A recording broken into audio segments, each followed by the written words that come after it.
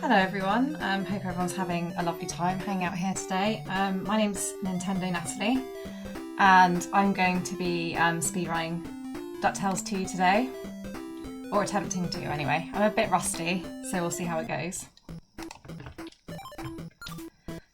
So first thing to say is that we run the game on easy mode, and this is an any percent run. Easy just means that you have more health going through the game, so I'll probably just make a start and then I'll talk you through the rest. So yeah, let's do it. Oh, false alarm. There we go. So we are Scrooge McDuck and we are treasure hunting, and we're going to go through 5 levels to get the treasure.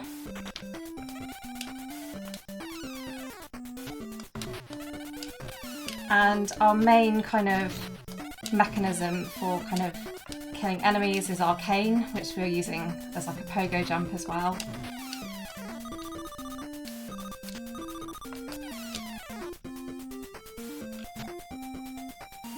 And this is the trickiest part in the whole run for me, but I've actually managed to get it first time. Breaking those 2 blocks, harder than it looks. So yeah, it's essentially quite a short speed run. It's 5 levels. You can actually play them in any order, and you can also go in and out of the levels more than once as well, which obviously you want to avoid doing in a speed run setting because that would be bad. We don't really want to be replaying levels, but that's why the menuing in this run is probably one of the trickiest elements to it, if I'm being honest. The levels are not too bad. And this is where all the RNG in this run is. So this is Roboduck. Roboduck can just be a pain. So Roboduck can waste time by just pacing from side to side. And Roboduck can also waste time by just standing on the spot and just shooting at you. And I've messed this up already, but that's okay. So what we want to do with this boss here is we always want to leave 1 block on the ground. So when Roboduck does the stamp to drop the next block, that's when we go for taking our shot. And that kind of helps prevent Roboduck from just pacing from end to end, and just helps speed it up. Completely lost count of how many shots I'd done there. Could have done that slightly quicker actually. That was actually not terrible RNG for a change.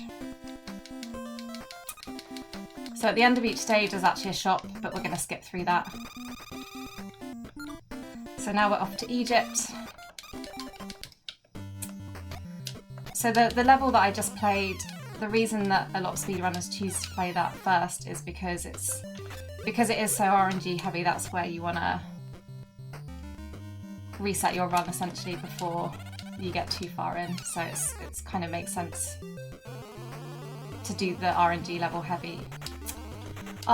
heavy level first, and then you've kind of got that out of the way.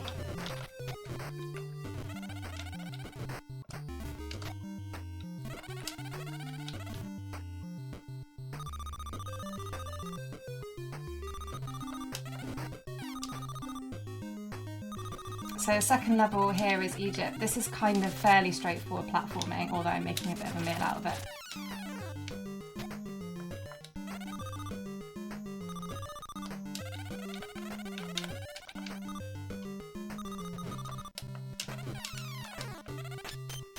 Just got these platforms that you just want to drop down so you can just squeeze through. I think I might have underdone that. Yeah, no, just about right.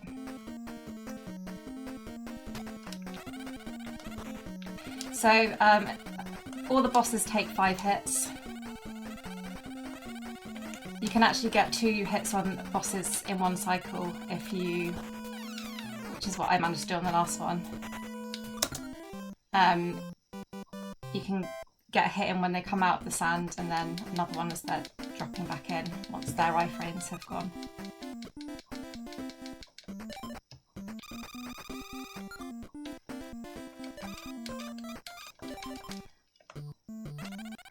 So this is a bit of unskippable dialogue, so we have to actually do this bit of dialogue and this kind of short cutscene here.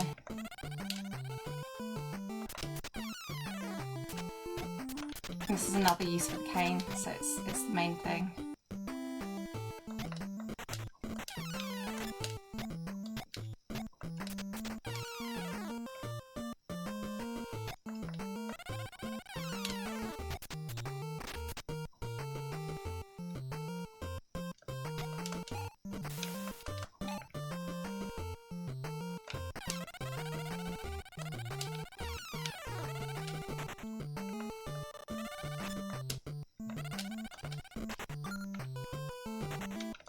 If you actually play the game through casually, you can there are sections where you can actually upgrade your cane as well.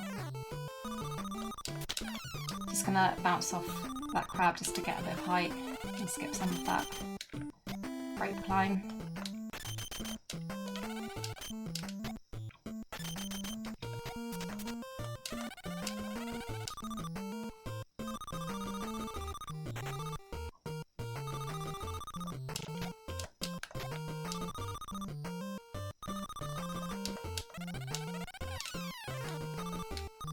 This bit can be a bit hairy, it's very easy to die there.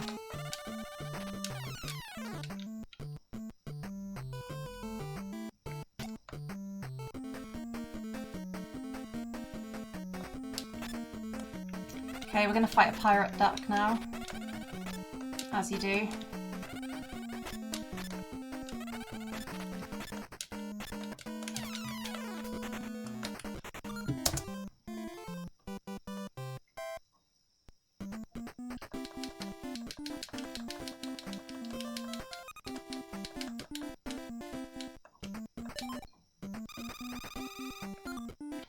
So this was, I think, maybe the third game that I learned to speedrun.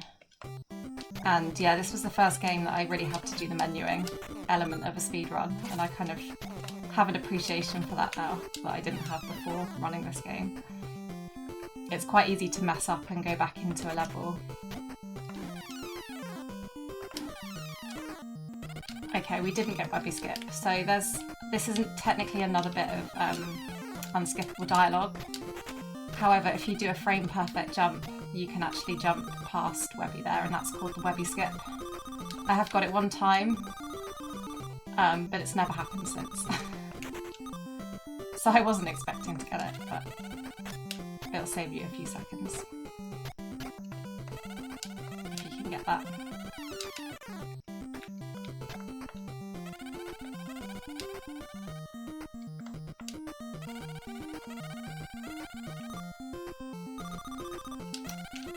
But yeah, I mean, I suspect most people in chat speedrun, but if you don't, this is quite a nice one to learn because the platforming's quite straightforward in general, once you get the hang of the general mechanics of the game, and it's also quite a nice short run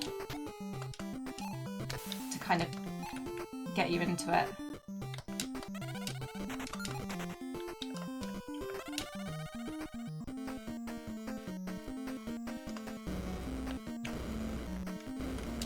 So again, another 5 hits here.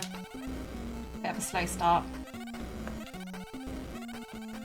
No idea where that enemy's gone. There we go.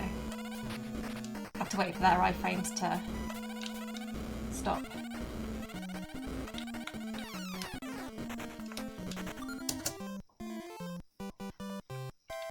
I'm running fairly consistently with my PB at the moment, not too bad.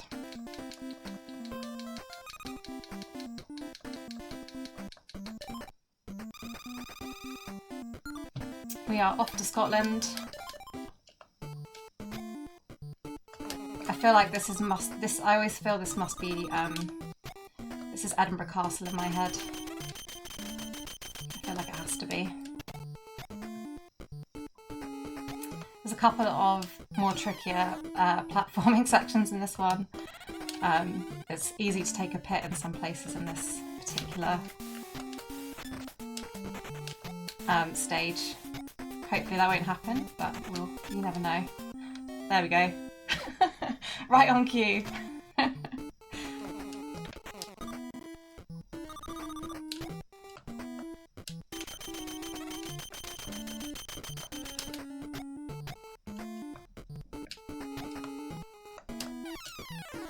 those knights are not very tough. I think I'd want better knights in my guarding my castle, to be honest.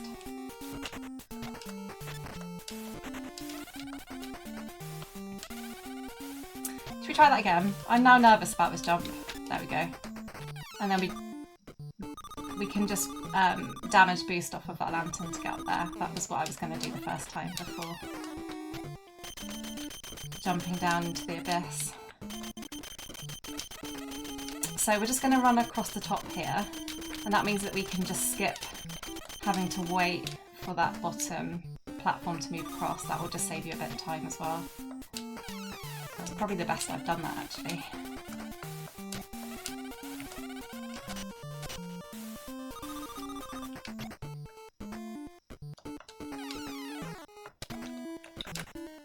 So here we just need to set that bottom platform going, and then we can join it.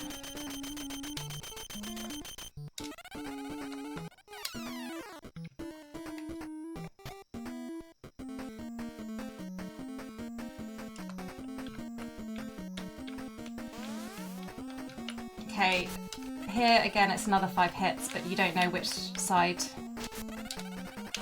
you need to be on, so you just kind of need to react quickly.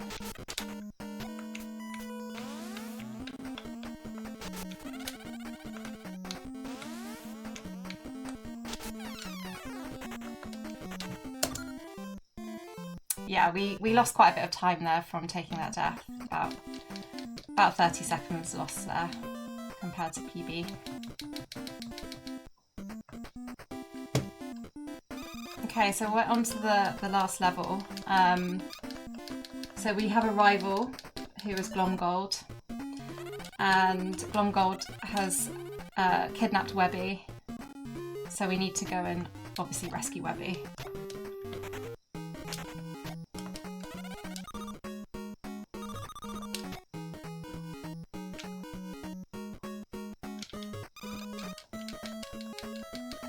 So we're back on the pirate ship.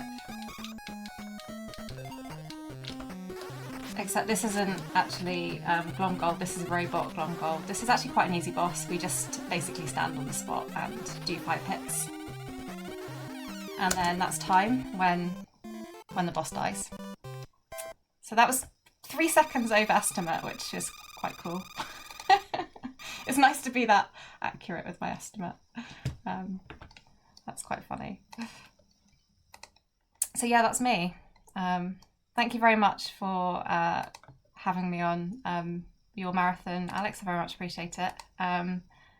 It's been really fun hanging out here, and yeah, enjoy the rest of the runs. And I will see you all in chat.